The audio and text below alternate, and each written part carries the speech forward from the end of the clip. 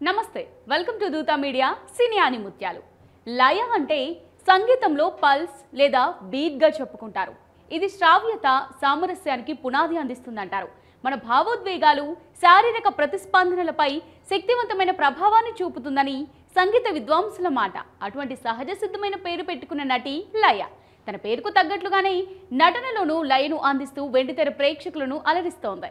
ఈ క్లాసికల్ కథానాయిక తన సహజ నటనతో 2 ఏళ్లు ఉత్తమ నటిగా నంది అవార్డు సొంతం చేసుకున్న నేటితరం యాక్టర్. చూడగానే బాగా తెలిసిన పక్కింటి అమ్మాయిలా, పరిచయం ఉన్న వ్యక్తిలా, సొగసైన సౌందర్యంతో మెరిసిపోయే రామచిలక సంప్రదాయ చీరకట్టుతో సదరు వెండితెర ప్రేక్షకులకు చేరువైన ఈ న్యాచురల్ బ్యూటీ గురించి నేటి సినీ ఆనిముత్యాల్లో తెలుసుకుందాం. లయ 1981 అక్టోబర్ 21న ఏపీలోని విజయవాడలోని ఓ తెలుగు బ్రాహ్మణ కుటుంబంలో జన్మించారు. లయ తల్లి సంగీత ఉపాధ్యాయురాలు కాగా తండ్రి వైద్యుడు. తన తండ్రి వృత్తిరీత్యా చెన్నైలో ఉండడంతో ప్రీ నర్సరీని అక్కడే చదువుకుంది లయ.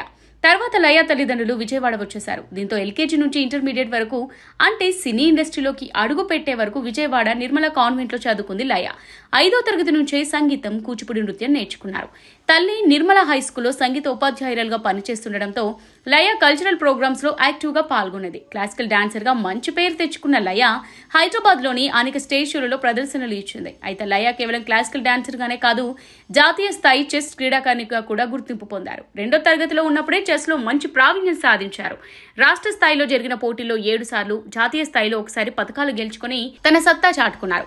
క్లాసికల్ డాన్సర్ గా ఇలా స్టేజ్ షోలు ఇస్తున్న క్రమంలో అక్కినేని కుటుంబరావు దృష్టిలో పడ్డారు లయ. కుటుంబరావు తీయబోయే బాలల చిత్రం భద్రం కొడుకో సినిమాలో నటించడం కోసం పిల్లల్ని వెతుకుతున్నారు.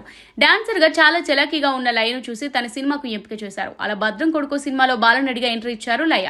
ఈ సినిమా 1992లో విడుదలైంది. భారతదేశంలోని పట్టణ ప్రాంతాల్లో వీధి పిల్లలు, బాల కార్మికులు ఎదుర్కొంటున్న వివిధ సమస్యల ఆధారంగా ఈ సినిమాను రూపొందించారు.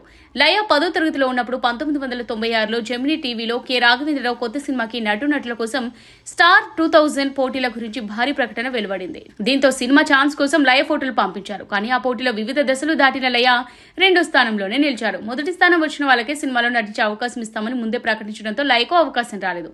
తర్వాత ఇంటర్మీడియట్ ఫస్ట్ ఇయర్ లో ఉండగా స్వయంవరం సినిమాలో హీరోయిన్ గా ఎంపికయ్యారు లయ. అలా హీరో వేణు సరసన నటించారు. ఈ సినిమాలో రొమాంటిక్ కామెడీ డ్రామాగా దర్శకుడు కె విజయభాస్కర్ మలిచిన తీరు అద్భుతంగా ఉంటుంది. 1999లో విడుదలైన ఈ సినిమా మంచి హిట్ అందుకుంది. స్వయంవరం మూవీ ఏకంగా 4 నంది అవార్డును సొంతం చేసుకుంది. దీంతో లయకు నటిగా మంచి పేరు తీసుకొచ్చింది. అంతేకాదు ఈ సినిమాను తమిళంలో లవ్ మ్యారేజ్, హిందీలో క్యా దిల్ నే కహా పేర్లతో రీమేక్ కూడా చేశారు. ఆ తర్వాత లయకు వరుసగా సినిమా ఆఫర్లు వచ్చాయి. గుణశేఖర్ దర్శకత్వం వహించిన మనోహరం చిత్రంలో జగపతి బాబు సరసన నటించారు. ఈ చిత్రం 2000లో విడుదలైంది. మణిశర్మ సంగీతం అందించిన మనోహరం చిత్రం 4 నంది అవార్డును సొంతం చేసుకుంది. తర్వాత సురేష్ ప్రొడక్షన్ బ్యానర్ లో వచ్చిన ప్రేమించు సినిమాలో హీరో సాయి కిరణ్ సరసన హీరోయిన్ గా మెరిశారు లయ. మీనా పాత్రలో ఓ అందురాలైన విద్యార్థినిగా, స్వతంత్ర భావాలు కలిగిన ఆడపిల్లగా ఆకట్టుకున్నారు. ముత్యాల సుబ్బయ్య దర్శకత్వంలో వచ్చిన మనసున్న మహారాజు సినిమాలో డాక్టర్ రాజశేఖర్ సరసన నటించారు. ఈ సినిమాకు వందే మాత్రం శ్రీనివాస్ సంగీతం అందించారు. తర్వాత దగ్గుబాటి రామనాయుడు నిర్మాణ సారథ్యంలో ముప్పననేని శివ దర్శకత్వం వహించిన నీ ప్రేమకై మూవీలో ప్రధాన పాత్ర పోషించారు. నటులు అబ్బాస్, వినీత్, సోనియా అగర్వాల్, బ్రహ్మానందం, అలీ, ఏవిఎస్, ఎంఎస్ నారాయణ, కైకాల సత్యనారాయణ వంటి సీనియర్ నటులతో కలిసి సందడి చేశారు.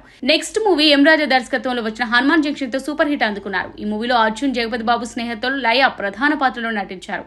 2003లో విడుదలైన మిస్సమ్మ మూవీతో తనలోని నటన శక్తిని ప్రూవ్ చేసుకున్నారు. నీలకంఠ దర్శకత్వం వహించిన ఈ సినిమాలో శివాజీ, లయ భూమిక ప్రధాన పాత్రలు పోషించారు. ఈ సినిమా ఏకంగా ఉత్తమ చిత్రం, ఉత్తమ రచయిత, ఉత్తమ నటి, ఉత్తమ డబ్బింగ్ విభాగంలో 3 నంది అవార్డులు సొంతం చేసుకుంది. ఉత్తమ నటిగా లయకు అవార్డు వరించింది.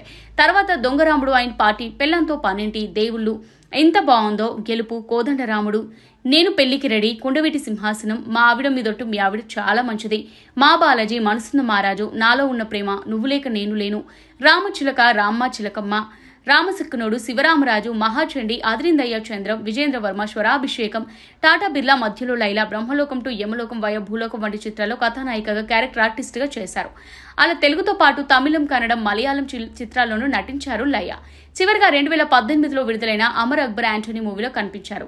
శ్రీను వైట్ల దర్శకత్వం వహించిన ఈ సినిమాలో రవితేజ, ఇలియానా జంటగా నటించగా లయ ఇలియానాకు తల్లిగా, అతిథి పాత్రలో కాసేపు కనిపించారు. ఇలా లయ ఓవైపు యాక్టింగ్ లో కథానాయికగా, క్యారెక్టర్ ఆర్టిస్ట్ గా రాణిస్తూనే మరోవైపు తన చదువును కూడా కొనసాగించారు. కంప్యూటర్స్ అప్లికేషన్స్ లో బ్యాచిలర్ డిగ్రీ పూర్తి చేశారు లయ. 2006లో శ్రీ గణేష్ గుర్తిని పెళ్లాడారు. లయ గుర్తి దంపతులకు ఒక బాబు, ఒక పాప ఉన్నారు. అమెరికాలో లయ ఉద్యోగం కూడా చేశారని చెబుతారు. కుటుంబ చిత్రాల కథానాయికగా పేరు తెచ్చుకున్న లయ అప్పుడప్పుడు అవకాశాలు వస్తే మాత్రం వదలకుండా మళ్ళీ కెమెరా ముందు కనువిందు చేస్తున్నారు. లయ రియల్ లైఫ్ మరింత సక్సెస్ఫుల్ గా సాగాలని కోరుకుంటూ నేటి సినీ ఆణిముత్యాలకు సెలవు తీసుకుందాం. ఇది వాళ్ళ సినీ ఆణిముత్యాలు. మరో నటి ప్రస్థానంతో మళ్ళీ కలుద్దాం. కీప్ వాచింగ్ దూత మీడియా.